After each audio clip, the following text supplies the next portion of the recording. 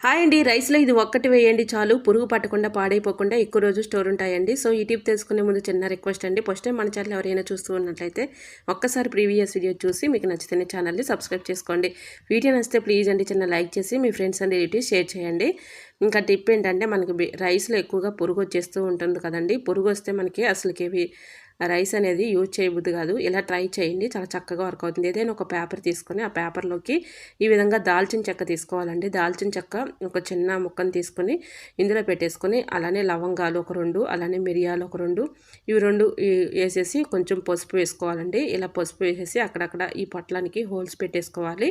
ఇలా హోల్స్ పెట్టుకోవటం వల్ల ఈ స్మెల్ అనేది ఆ హోల్‌లో నుంచి బయటకు వచ్చి చక్కగా రైస్‌లో ఇలా పెట్టుకోవటం వల్ల రైస్‌లో పురుగు పట్టకుండా, పాడైపోకుండా ఎక్కువ రోజులు స్టోర్ ఉంటాయండి. ఇలా రైస్ మనం డబ్బాలో స్టోర్ చేసుకునేటప్పుడు ఈ చిన్న ట్రిక్ని చేశారనుకోండి, పురుగు రాకుండా, పాడైపోకుండా ఎక్కువ రోజులు బియ్యం స్టోర్ ఉంటాయి. ట్రై చేయండి. వీడియో నచ్చితే లైక్ చేసి మన ఛానల్ని ఫాలో అవ్వండి. Thanks for watching.